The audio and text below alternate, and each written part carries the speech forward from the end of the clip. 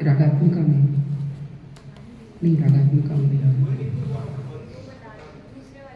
चलिए थोड़ा सा रिमाइंड करते हैं,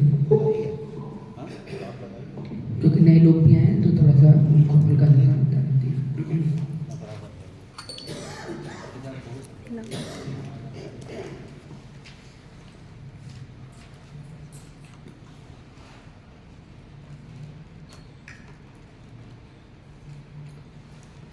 तो धर्म, अर्थ, काम, मोक्ष, ये 4 पुरुषार्थ होते हैं। इनको त्यागने के पश्चात हम भाव में प्रवेश करते हैं। मोक्ष का अर्थ होता है ब्रह्म में मिल जाना, ब्रह्म में आत्मा का मिलन हो जाना, मतलब अपना स्थूल शरीर, सूक्ष्म शरीर, कारण शरीर सबका एक साथ खत्म हो जाना और उसका ब्रह्म में मिल जाना। मतलब समुद्र में जैसे नदियाँ समा जाती हैं और समुद्र बन जाती हैं, सेम उसी प्रकार ये मोक्ष होता है। इसे कैवल्य मोक्ष भी बोलते हैं, ठीक है। इसे सायुज्य मोक्ष भी बोलते हैं। और इसके बाद आती है मुक्ति। मोक्ष से ऊपर होते हैं मुक्ति। मुक्ति कितने प्रकार की बताई थी मैंने? 5 प्रकार की। कौन कौन सी? सायुज्य, सामीप्य, सालोक्य, साष्टी और सारूप्य। सारूप्य में क्या होता है? भगवान के समान उनको रूप मिल जाता है, ऐसी मुक्ति वाले को। सालोक्य में क्या होता है? भगवान के समान लोक मिल जाता है, भगवान का लोक मिल जाता है। इसके बाद आता है कौन सी? साष्टी। साष्टी में क्या होता है? साष्टी में भगवान का ऐश्वर्य मिल जाता है। ऐश्वर्य का मतलब सब ब्रह्मांड को संचालित करने की शक्ति, ब्रह्मांड की सृष्टि निर्माण की शक्ति मिल जाती है। वो सारी चीज़ें ऐश्वर्य, श्री, इंद्र का पद तो बहुत छोटी चीज़ है, मतलब भगवान की समस्त ऐश्वर्य, जो भगवान की समस्त ऐश्वर्य हैं, ज्ञान है, सब कुछ उस महापुरुष को मिल जाता है जो श्री मुक्ति करता है, लेता है, ठीक है। इसके बाद आते हैं सामीप्य। उसमें क्या होता है? भगवान की समीपता, निकटता मिल जाती है। उसमें भगवान की सेवा करने का अवसर और भगवान का सब कुछ करने का मिल जाता है। लेकिन इन सभी मुक्तियों में एक बात विशेष है, क्या? इसमें भगवान की लीला नहीं मिलती, इसमें भगवान का नाम नहीं मिलता, इसमें भगवान के गुण नहीं मिलते, इसमें भगवान के संतजन नहीं मिलते। लीलाओं का अभाव होता है। और रस कहाँ से शुरू होता है? लीला से। इसलिए लीला का इसमें अभाव होता है। तो इन मुक्तियों को त्याज्य बताया गया है, भक्तों के द्वारा त्याज्य बताया गया है। अगर हम भक्ति में प्रवेश कर रहे हैं तो मुक्ति को हमें ठुकराना पड़ेगा। अगर हमने मुक्ति को ले लिया फिर हमें भक्ति नहीं मिल पाएगी। इसलिए भक्ति को प्राप्त करने के लिए हमें मोक्ष, या आप मोक्ष छोड़िए, 5 प्रकार की मुक्तियों को हमें ठुकरा के चलना पड़ेगा, ठीक है। यहाँ तक समझ में आ गया। अब हम प्रवेश करते हैं भक्ति में, ठीक है। भक्ति में प्रवेश करते हैं तो भक्ति को 5 भावों से आराधना की जाती है भक्ति में। कौन कौन से? पहला है शांत भाव, दूसरा है दास्य भाव, तीसरा है सख्य भाव, चौथा है वात्सल्य भाव, 5वां है माधुर्य भाव। शांत भाव में मुक्ति की भी इच्छा होती है और भगवान की सेवा की भी इच्छा होती है, तो इनको मुक्ति भी मिलती है, मुक्ति मिल जाती है। लेकिन शांत भाव में अभी यह समझिए न्यूट्रल में आ जाते हैं, न कोई आगे बढ़ने की स्थिति होती, न पीछे संसार में लौटने की स्थिति, न आगे बढ़ने की स्थिति। तो जैसे गाड़ी को न्यूट्रल में करते हैं ना, गियर में, न्यूट्रल में, तो वह स्थिति होती है शांत रस। इसमें यहीं से रस शुरू होता है। मोक्ष में कोई रस नहीं है, लेकिन मुक्ति में थोड़ा बहुत रस है। भगवान के सगुण सविशेष साकार रूप के समीपता, निकटता, उनका लोक प्राप्त हो जाना, ये कहलाती हैं 4 प्रकार की मुक्तियाँ। तो यहाँ से शांत रस शुरू होता है। रस का जो रस समझते हैं ना सब, रस में अच धातु लगता है और रस बनता है। रस में हलन फिर प्लस अच धातु लगता है, उसे रस बोला जाता है। आनंद का जो लादनी सारूप तत्व है उसे रस बोला जाता है, ठीक है। इसी से ही भगवान को बोला जाता है रसो वै सह। भगवान आनंद है, आनंद यो ब्रह्मेति व्यजानात्, रसानाम सह रूपई है, उस जो उनका रूप है रस से भरपूर है। ऐसा नहीं कि भगवान के अंदर रस है, ऐसा नहीं है। जैसे रसगुल्ला होता है ना, रसगुल्ला के अंदर रस होता है और गुल्ला आप निकाल देंगे, रस अलग कर देंगे, अलग हो जाएगा। अगर उसको स्टेंच कर देंगे तो गुल्ला अलग हो जाता है, रस अलग हो जाता है। लेकिन भगवान में क्या है, साक्षात उनका रूप ही पूरा रस से बना हुआ है। भगवान में आनंद नहीं है, भगवान ही आनंद है, क्योंकि आनंद अनुभव का विषय है, अंतःकरण का विषय है। ठीक, तो यहाँ से रस की अवस्था शुरू होती है। ठीक है, यहाँ से रस की अवस्था शुरू होती है शांत रस से। जैसे ध्रुव हुए, प्रहलाद हुए, अम्बरीश हुए, ये सब भगवान के, अम्बरीश तो खैर पादत्रम दास्य भाव में थे, तो शांत रस की यहाँ से रस शुरू होता है। इसके बाद आता है अपना दास्य भाव। दास्य भाव में क्या होता है, दास्य भाव में उनको हम स्वामी मानते हैं और स्वयं को दास मानते हैं। मतलब हमारी इच्छा खत्म हो जाती है कि हमें सुख चाहिए। हमारी इच्छा क्या होती है, भगवान को सुख पहुंचाना, अपने स्वामी को, अपने प्रेमास्पद को सुख पहुंचाना, तो उसे बोलते हैं दास्य भाव। और दास्य भाव की यहाँ जहाँ से दास्य भाव शुरू होता है वहाँ से इच्छा खत्म हो जाती है, अपने सुख की इच्छा में अभाव आना शुरू हो जाता है। दास्य भाव में कोई इच्छा नहीं रहती, ये रहता है बस स्वामी जैसा बोले, स्वामी को हमें सुख पहुंचाना है, उसी प्रकार हमारी जो है चित्तवृत्ति होगी या हमारा कार्य होगा, हमारा भाव होगा। उसमें जो रस मिलता है उसे दास्य भाव का रस बोलते हैं। वहाँ से रस शुरू होता है, शांत रस से ही शुरू हो जाता है। लेकिन जो मधुरतर रस हो जाता है वह कहाँ से शुरू होता है, दास्य भाव से। जैसे हनुमान जी, जैसे और नाम बताइए, विभीषण, जैसे विभीषण सख्य भाव में थे। और नाम बताइए, शबरी भी, हाँ शबरी को कह सकते हैं, लेकिन शबरी में थोड़ा सा माधुर्यता भी थी। अर्जुन सख्य भाव में है। विदुर जी, हाँ विदुर जी कह सकते हैं, विदुर जी दास्य भाव में है।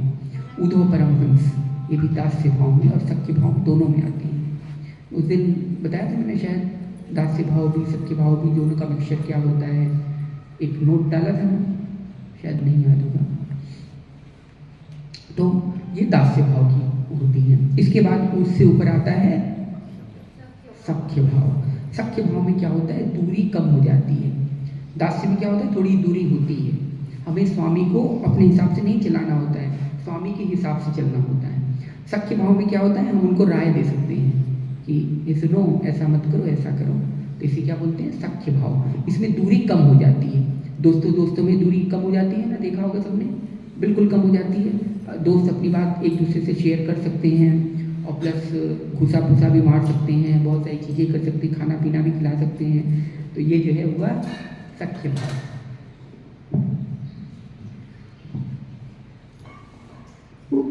ये हुआ सख्य भाव। तो सख्य भाव में दूरी कम हो जाती है, समीपता भगवान की बढ़ जाती है, घनिष्ठता बढ़ जाती है। इसलिए इस रस को, जो इस रस का वृद्धि होती है, इस रस की वृद्धि होती है, वृद्धिमान स्वरूप को, इसको हम कहते हैं सख्य भाव, सख्य रस। ठीक, विशाल आ रहा है समझ में? ठीक है। तो इसके बाद आता है अपना वात्सल्य भाव। वात्सल्य भाव में जो सख्य भाव में थोड़ी सी दूरी थी वो पूरी तरह कम हो जाती है। इसमें जबरदस्ती हम उस पर अधिकार करते हैं, उसके सुख के लिए, अपने सुख के लिए नहीं।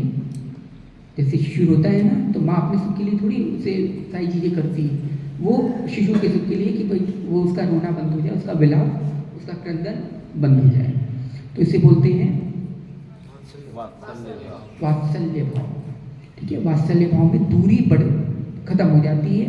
खत्म क्या मतलब, थोड़ी सी दूरी रह जाती है। तो ये जो रस मिलता है ये वात्सल्य भाव। वात्सल्य भाव के उदाहरण बताइए।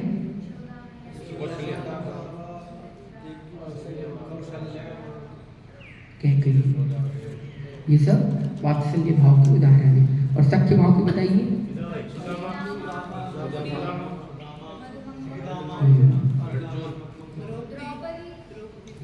वो भी सख्य भाव में, सख्य भाव, अर्जुन। तो ये सब आते हैं सख्य भाव में। बलराम जी तो स्वयं उनके स्वांश हैं, उनको हम रस नहीं कह सकते। जब विहार करते हैं ना तो दोनों एक साथ करते हैं, भगवान कृष्ण और बलराम दोनों करते हैं। ऐसा नहीं कि भगवान कृष्ण ही करते हैं। जब विहार करना होता है, चाहे गोपियों को रस देना हो, कैसा भी हो, तो बलराम जी भी उसमें सम्मिलित होते हैं। इसलिए आपने देखा होगा, चाहे नौका विहार हो, चाहे कैसा भी विहार हो, बलराम जी हमेशा सम्मिलित रहेंगे। वो संकर्षण भगवान है, भगवान के अंश है, वो अंश क्या कह सकते हैं, स्वांश है। इसलिए बलराम जी को वो तो अलग यहाँ पे कर दिया है लोगों के दृष्टिकोण से, लेकिन है दोनों एक ही, तत्वतः एक ही है। रास में भी प्रवेश है ना मंजरी? नहीं, उनका रास में प्रवेश नहीं, ये बताया था अनंग मंजरी बन के जाते हैं। कौन? अनंग मंजरी। अनंग मंजरी बन के जाते हैं, लेकिन मेन रास में जहाँ समर्था रति की गोपियाँ हैं, उस रास में प्रवेश उनका नहीं है। वो समंजसा रति तक जा सकते हैं, लेकिन समर्था रति की गोपियों के रास में उनका प्रवेश नहीं है। अभी रास के स्तर हैं, ऐसे नहीं है कि महारास हो गया तो हो गया, इसमें बहुत स्तर है। एक साथ भगवान ने जो अष्टमासखियों को रस दिया था, वो मंजरी को नहीं दिया था, जो मंजरी को दिया वो किंकरी को नहीं दिया, जो किंकरी को दिया वो सहचरी को नहीं दिया, सहचरी को नहीं दिया, वल्लरी को नहीं दिया। ऐसे कर करके स्तर होता है रस का, इसलिए रास बोला जाता है इसे। तो ये जो है, ये रास है। अभी अगर समय मिल गया या कुछ परिस्थिति बन गई तो इस पर चर्चा हो जाएगी, अन्यथा हरे राम हरे कृष्ण करेंगे। अगर आप लोगों के लक में होगा, भाग्य में होगा तो मिल जाएगा, नहीं होगा तो फिर जय श्री राम। ठीक है, तो ये सख्य भाव हुआ सख्य भाव आ गया, वात्सल्य भाव भी समझ में आ गया। अब आते हैं माधुर्य भाव। ये सर्वोत्कृष्ट भाव होता है। यहाँ पे जो रस मिलता है वो अनंत मात्रा का मिलता है, मतलब उसकी तो कल्पना ही नहीं है। तो इसमें कौन कौन से क्या क्या मैंने बताया था, क्लासिफिकेशन, श्रेणियां क्या क्या बताई थी? हाँ, प्रेमी प्रेमिका तो वो तो हो ही गया। उसमें हम उनको स्वामी मानते हैं, प्रेमी मानते हैं, और हम उनको प्रेमास्पद मानते हैं, और स्वयं को प्रेमी माना जाता है। तो ये हुआ माधुर्य भाव। लेकिन माधुर्य भाव में भी बहुत अंतर आ जाता है, इसके भी बहुत विभिन्न रूप हैं। हाँ, यही वाला। तो पहला है साधारणी रति। साधारणी रति में क्या होता है, इसमें सुखाई इच्छा तात्पर्यमयी सेवा हो जाती है। मतलब अपने सुख की इच्छा रहती है कि मतलब मैं भगवान से इसलिए प्रेम कर रहा हूँ ताकि उनका आलिंगन मिले और मुझे सुख प्राप्त हो जाए। इसे साधारणी रति बोलते हैं। जो रति होती है ना, रति समझते हैं,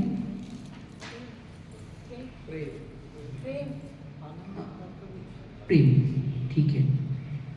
प्रेम का जो निचोड़ जिसे बोलते हैं, प्रेम में जो रस आता है वो रति के कारण आता है, ठीक है। इसलिए कामदेव की पत्नी रति कही गई है। ऐसा नहीं कि कामदेव की सच में पत्नी रति है, मतलब है, ऐसा नहीं है, तो आप लोग को ये मत समझिएगा, है लेकिन हो करके भी नहीं है, ठीक है। ये सब हमें बताने के तरीके हैं, ठीक है, कि कामदेव की रति है, इंद्र की शची है, इंद्राणी है। तो ये सब बताने का एक तरीका होता है ताकि हमारी बुद्धि में घुस सके, ठीक है। तो ये साधारणी रति होती है, ये स्वयं के सुख की इच्छा रखती है, ठीक है। इसके बाद आते हैं समंजसा रति। साधारणी रति में कौन कौन आए? हाँ, कुब्जा आई और शुभनखा, हाँ वही आई। और शुभनखा ने प्यार किया था ना भगवान से, भगवान राम और लक्ष्मण से, इसलिए अपने सुख के लिए। जैसे ही भगवान राम ने उसे डाला तो फिर लक्ष्मण जी के पास चली गई। तो ये क्या है? साधारणी रति है, ठीक है। और भी साधारणी रति में और भी गोपियाँ आती हैं जी। रानियाँ कह सकते हैं, लेकिन उनको साधारणी रति प्लस समंजसा रति भी है। इसमें साधारणी रति में गोपियाँ भी आती हैं। कौन सी गोपियाँ? 2 प्रकार की गोपियाँ होती हैं। अच्छा, मैंने बता दिया साधन सिद्ध वगैरह, नित्य सिद्ध बता दिया है। ये तो समर्था में बताया था ना, साधारणी रति रह गया था मेरे ख्याल से, नहीं बताया। चलो अब फिर तो देखो दोबारा रिपीट हो गया ना, उसमें से फिर नई चीज़ निकल आई, जो चीज़ रह गई। तो वो साधारणी रति में 2 प्रकार की गोपियाँ होती हैं। एक गोपियाँ वो होती हैं जैसे हम लोग हैं, ठीक है, हम लोग भगवान के प्रेम कर रहे हैं, सब कुछ कर रहे हैं, तो हम साधारणी रति में जाएंगे। अभी फिलहाल हम साधारणी रति में जाएंगे। फिर दूसरी होती हैं जो श्रुतियाँ होती हैं। श्रुतियाँ समझते हैं आप लोग? श्रुतियाँ किसे बोलते हैं? वेदों की ऋचाएँ। तो वेदों की ऋचाएँ जो थी वो गोपियाँ बनकर आई थी भगवान के पास, भगवान के निमित्त उनका रस प्राप्त करने के लिए। वेद की ऋचाएँ, तो वेद की ऋचाएँ में उसमें दो प्रकार की थी वेद की ऋचाएँ। एक थी अन्यपरा और एक थी अनन्यपरा गोपियाँ, जिन्हें बोलते हैं अन्यपरा को बोलते हैं ऊढ़ा और अनन्यपरा को बोलते हैं, हाँ किसने बोला? महान कदाचित नहीं, सच में। सच में। एक दूसरी होती है अनूढ़ा। अब ये है क्या, ये कौन सी बला आ गई बीच में? अभी तो हम लोग समर्था तक पहुंच गए थे साधारणी रति पे, फिर से हम टपक पड़े और इसमें भी घुसाए। एक है क्या श्रुतियाँ? तो श्रुतियाँ हैं भगवान की साक्षात जो वाणी है वो है, ठीक है। श्रुतियाँ जो वेद की ऋचाएँ हैं, इसमें एक होती है अन्यपरा जिन्हें हम बोलते हैं, क्या बोलते हैं? ऊढ़ा। और दूसरी क्या होती है? अनूढ़ा, वो होती है अनन्यपरा। ऊढ़ा में क्या है? अन्यपरा गोपियाँ किसे बोलते हैं? वह श्रुतियाँ जो भगवान का वंदन दूसरे भाव से करें। जैसे हमारे वेदों में कई सारे मंत्र हैं, वेदों में जो श्रुतियाँ होती हैं मंत्र बोला जाता है, ठीक है। उपनिषद के इसको क्या बोला जाता है? उपनिषद और पुराण के इसको क्या बोला जाता है? ये सब अंतर आप लोग समझ जाइए पहले। उपनिषद के भी मंत्र बोला जाता है, लेकिन जब पुराण में आएंगे तब उसी श्लोक बोला जाता है। क्या बोला जाता है? श्लोक। और इसमें अंतर क्या है? हम डायरेक्शन जा रहे हैं, वापस आ जाते हैं दोबारा साधारणी रति पे, क्योंकि टॉपिक बहुत बड़ा है और समय हमारे पास कम है, आज का ही समय है। तो एक ऊढ़ होती है ऊढ़ा, एक होती है अनूढ़ा। ऊढ़ा में क्या होती है? जो श्रुतियाँ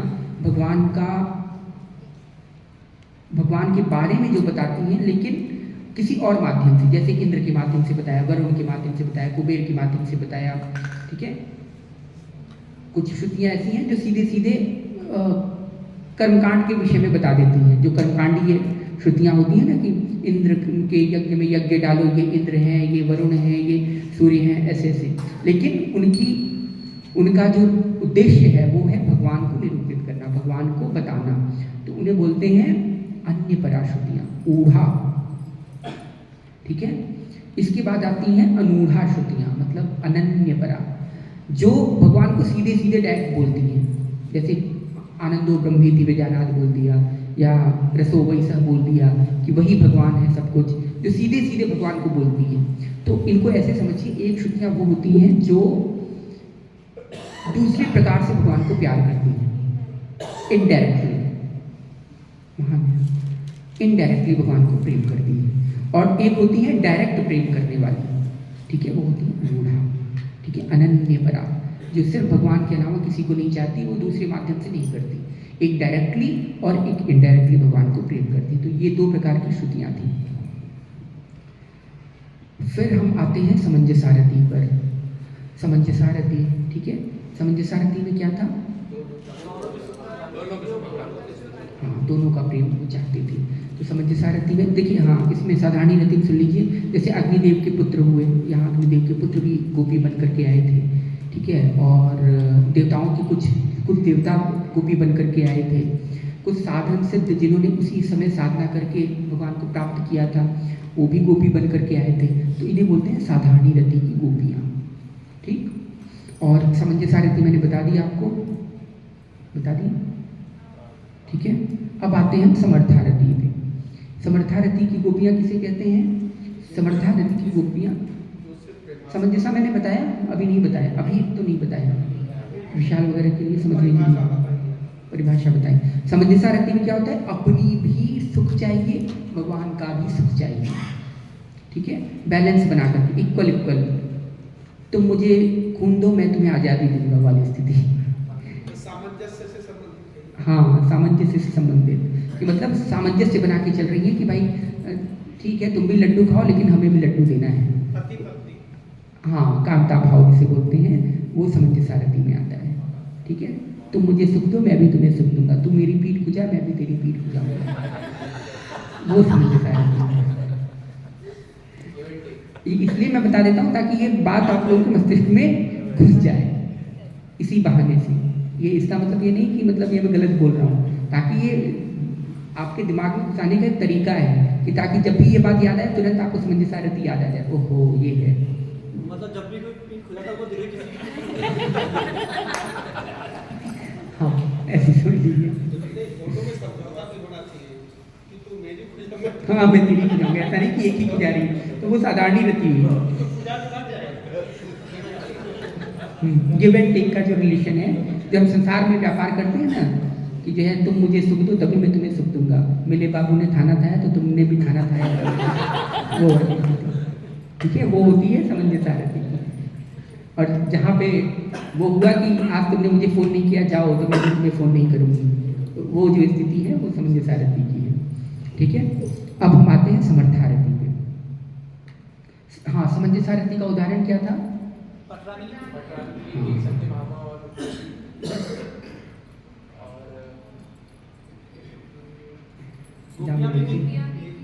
हाँ गोपियाँ भी थी, गोपियाँ भी थी,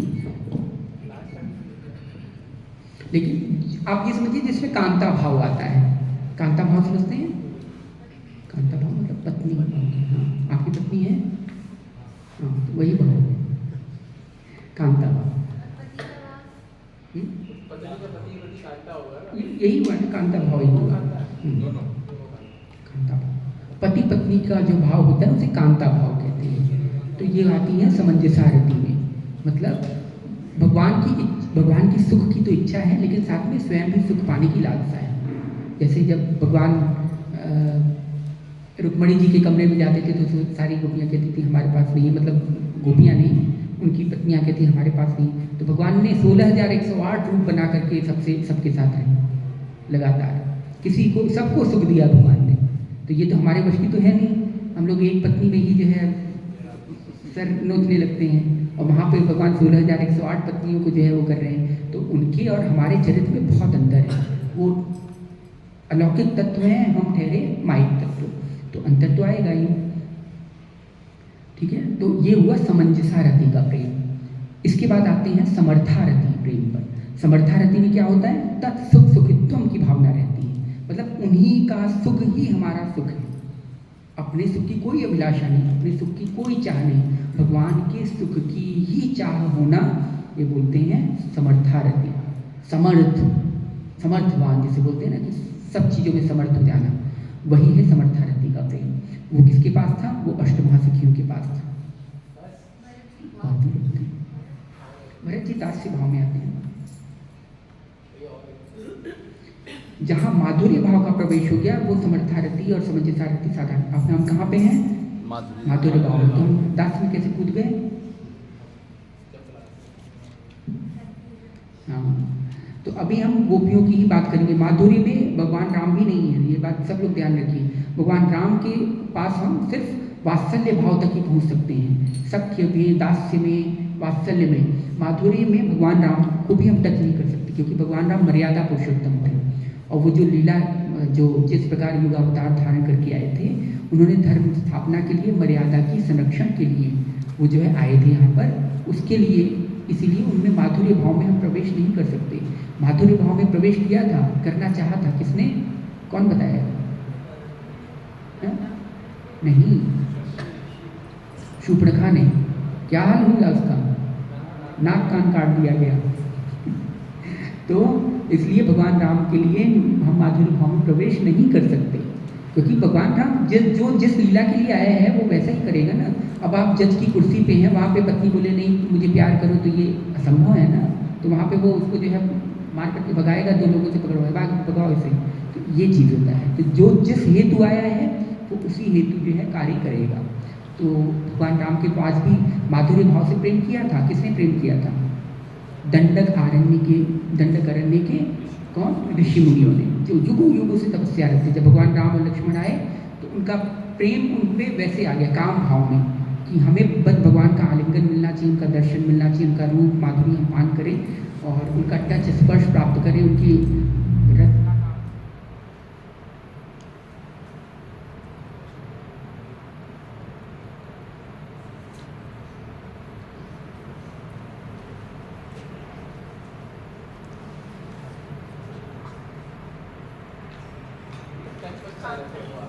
हाँ, तो भगवान का स्पर्श, भगवान का सुख, भगवान का वो चीज़ें हम प्राप्त करें, वो भावना जो रहती है उसे माधुर्य भाव कहते हैं।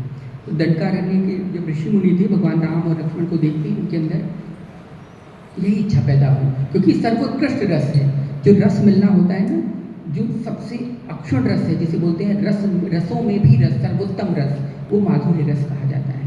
तो इसीलिए भगवान राम ने उनको फिर यही वरदान दिया था कि अभी तो मैं मर्यादा पुरुषोत्तम के रूप में आया हूँ यहाँ पर, लेकिन जब मैं श्री कृष्ण अवतार में आऊँगा, जब पूर्ण अवतार जो होगा मेरा वैवस्वत मनवंतर में, तब जो है तब मैं तुम्हें महारास का रस प्रदान करूँगा, मतलब तब तुम माधुर्य भाव का मैं तुम्हें रस प्रदान करूँगा। ये नहीं कहा था कि महारास का रस प्रदान करूँगा, कहा था मैं तुम्हें माधुर्य भाव का रस प्रदान करूँगा।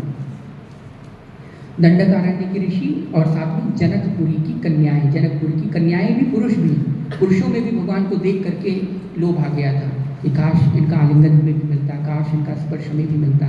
जितनी जनकपुरी की कन्याएं थी उन्होंने भी जो है स्त्री पुरुष चाहे विवाहित हो चाहे अविवाहित हो, जिसमें ये भावना आई, भगवान ने सबको बोला कि ठीक है कोई बात नहीं।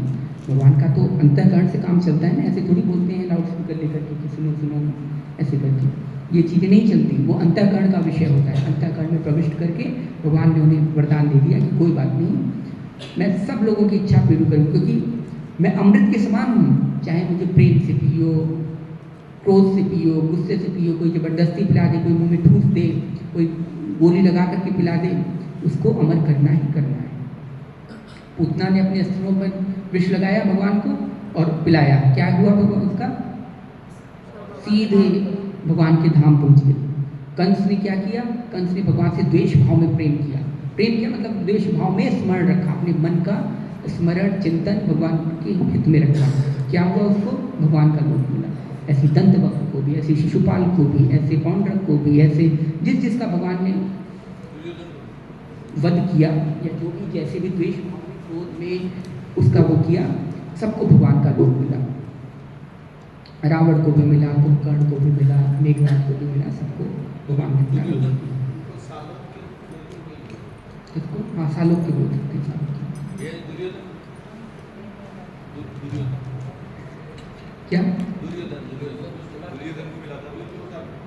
दुर्योधन को क्या, हालांकि ये सब महापुरुष ही थे, जितने लोग भगवान के समय में आते हैं, भगवान के काल में आते हैं, चाहे दुर्योधन हो दुशासन हो, सब आते हैं भगवान के समय में ये लीला मात्र करने के लिए।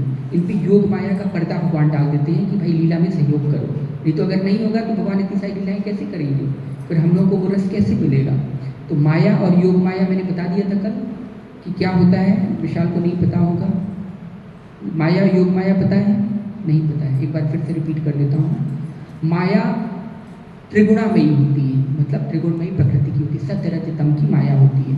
वो हम सब पंच महाभौतिक संसार में व्याप्त रहती है, जो हमें मोह में डालती है, ग्रसित करती है ज्ञान से, वह माया है।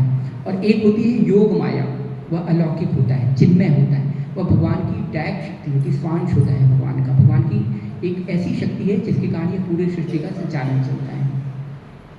वह योग माया किस पे हावी होती है, वो भगवान पर हावी होती है और भगवान के भक्तों पर, मतलब जिन्हों भगवत प्राप्त हो चुके हैं, जो माया निवृत्ति कर चुके हैं, उन पे ये योग माया हावी होती है। इसी योग माया के बल पे भगवान सारी लीलाएं करते हैं। यशोदा जी ने जब भगवान के मुख में ब्रह्मांड देखा, वो कांप गई, बोली कह रही ये तो मेरा लाला थोड़ी, ये तो साक्षात डायरेक्ट ब्रह्म है, भगवान है ये तो।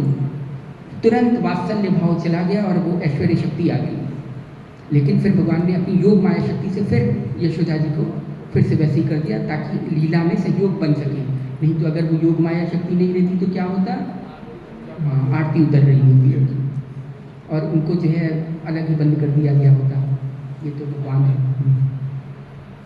तो यही योग माया की शक्ति, यही भगवान शंकर पे हावी हो जाती है, यही गरुड़ पे, जब गरुड़ भगवान के डायरेक्ट अंश हैं, लेकिन उन पे भी योग माया हावी हो जाती है, ठीक है। और भी कई जितने महापुरुष हैं, जो जैसे दुर्योधन है, जैसे द्रौपदी हैं, जैसे अन्य लोग हैं, अर्जुन है। अर्जुन कौन था, नर नारायण का ही तो अवतार था, भगवान का ही अवतार था ना अर्जुन, ठीक है, नर था अर्जुन। ये वाला नर नहीं, हम लोग वाला नहीं, उनका नाम था नर नारायण। बद्रिका आश्रम में जो जिन्होंने तपस्या किया था वो नर नारायण। बद्रिका आश्रम किसे बोलते हैं, बद्रिका आश्रम,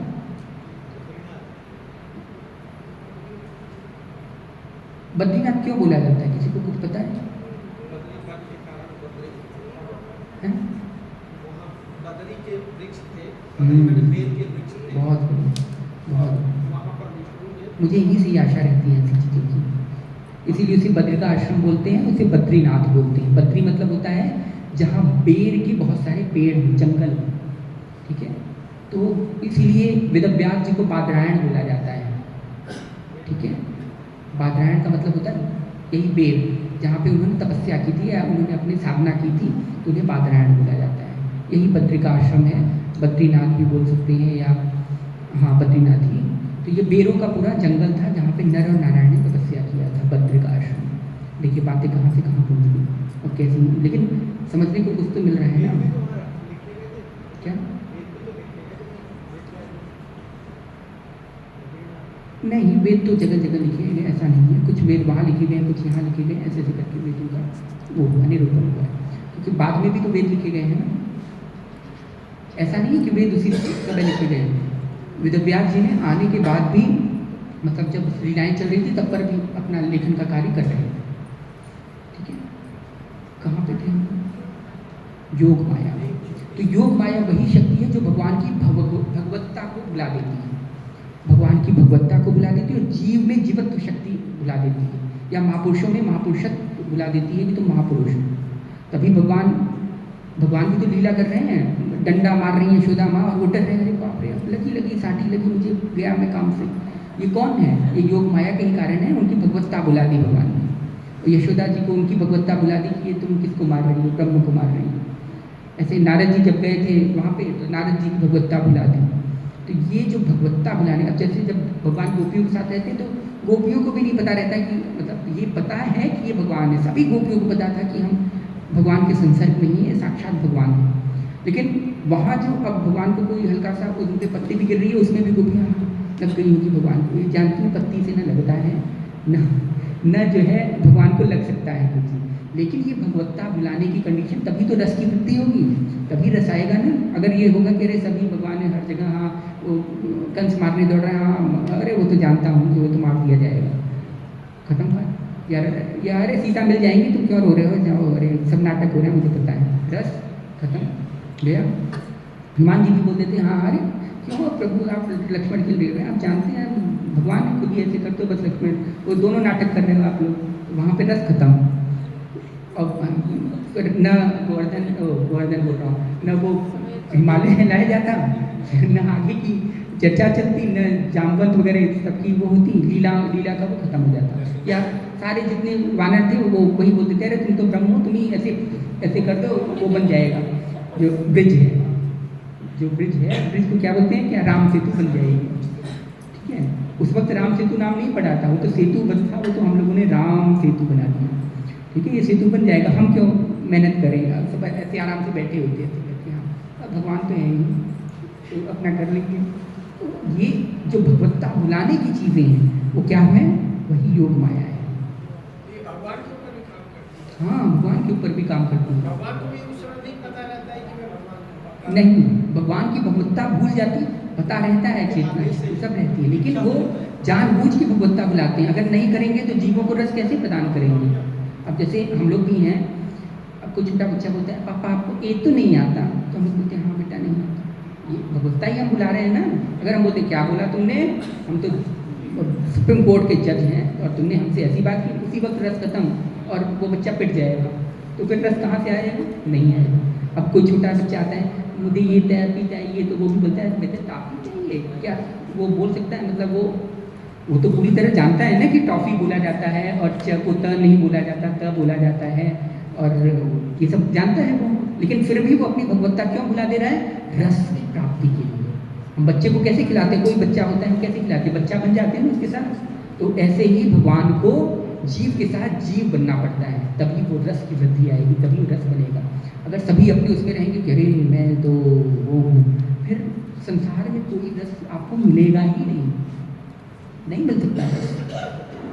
तो इसीलिए अब समझ गए बात को, कहाँ पे समझाना चाह रहा हूँ। ये योग माया के कारण शक्ति होती है जिसके कारण भगवान की भगवत्ता भूलती है और साथ में जीव का जीवत्व शक्ति भूल जाती है। जीव भी समझ नहीं पाता, जीव भी सोचता है कि मैं भगवान के समान हूँ। उसे ये भी आभास नहीं रहता कि मैं जीव हूँ, भाई वो भगवान है, मैं जीव हूँ। उसमें प्रभु तरुतर कपिडार पर वो स्थिति आ जाती है। भगवान राम नीचे बैठे हैं, हालांकि बंदरों का और भगवान राम का दास और स्वामी के समान वो है, लेकिन उस प्रेम में बंदर भी भूल गए कि हमें अपने प्रभु से ऊंची सीट नहीं रखनी चाहिए। होता है ना, चाहे गुरु हो चाहे अपने स्वामी हो, कुछ भी हो, उनसे ऊपर चेयर नहीं होनी चाहिए कभी भी। ये जो है एक नियम मर्यादा है। लेकिन वो बंदर जहाँ पे भगवान जिस पीपल के वृक्ष में बैठे हैं, उसके ऊपर बंदर चढ़ करके भगवान को देख रहे हैं ऐसे करके, और उनके रस सुन रहे हैं, ऊपर नीचे उछल कूद कर रहे हैं। तो ये कैसे होगा? अगर उनकी भगवत्ता नहीं बुलाई जाएगी तो फिर प्रेम का वो होगा ही नहीं। तो इसी हेतु यही योग माया है जिसके कारण सभी को रस मिलता है। यही रस कौन है? श्री राधिका रानी हमारी, श्री राधा, वही रस हमको दी है श्री राधा। Got it? ठीक है। हाँ, अब हम चलते हैं आगे। ये योग माया कहाँ से बीच में आई थी? समर्थारति। तो समर्थारति में मैंने आपको बता दिया, भगवान की ही इच्छा में इच्छा रखी जाती है और भगवान के सुख के निमित्त ही सारे कार्य होते हैं। स्वसुख की भावना उसमें नहीं रहती। तत् सुख सुखित्वम, ये वाक्य याद कर लीजिए। ये जो है नारद भक्ति सूत्र का भगवान ने नारद भक्ति दर्शन में एक सूत्र बना दिया। तत् सुख सुखित्वम, उन्हीं के सुख के हेतु ही सारे कार्य करने, वह है समर्थारति का प्रेम। वही प्रेम है, एक्चुअल प्रेम वही है। इन सब में तो थोड़ा सा कलंक लग गया है, समंजसारति में, समर्थारति में तो और लग गया है। लेकिन जो समर्थारति है उसमें क्या होता है? उसमें टोटल पूरा विशुद्ध रूप से प्रेम है। इसीलिए उनका प्रेम। अच्छा, भोजन का समय हो गया यार, इतनी जल्दी समय दिख रहा है, कुछ समझ नहीं आ रहा है। चलिए ठीक है, फिर भोजन का समय हो गया, सब लोग भोजन कर लीजिए। वहाँ पहुँचे नहीं तो वो बाबा जी, वो जो है अपना ऋषि दुर्वासा बन करके, हाँ आज शाम को भोजन नहीं है, ठीक है? इसलिए सब लोग जितना पेट भरना हो भर लीजिएगा, क्योंकि मिलेगा नहीं, क्योंकि आज से ज़्यादा नहीं, फिर बैठा नहीं पाएंगे। हाँ, और क्योंकि चंद्र ग्रहण है आज, तो चंद्र ग्रहण में सारे मंदिर के कपाट, सारे भोजनालय वगैरह सब बंद हो जाते हैं। और जो भी अपने पास, आपके पास जल है या कुछ भी है, उसमें एक एक तुलसी की पत्ती आप लोग डाल लें, ताकि चंद्र ग्रहण के समय पीने के लिए या कुछ भी ऐसे पीने के लिए वो आप पी सकते हैं, ठीक है जी। हरगट राम बोले, राम बिना कौन बोले रे, ये जानते हुए कभी गुस्सा आ जाए तो ये योग माया है या माया है? ये तो माया है, हम लोगों को तो माया होती है। योग माया हम अभी कहाँ, अभी तो हम योग माया थोड़ी उस स्थिति में आई नहीं। ये माया है, मात्र माया है, ठीक है। तो चलिए, श्रीमद सद्गुरु सरकार की, लाडली लाल की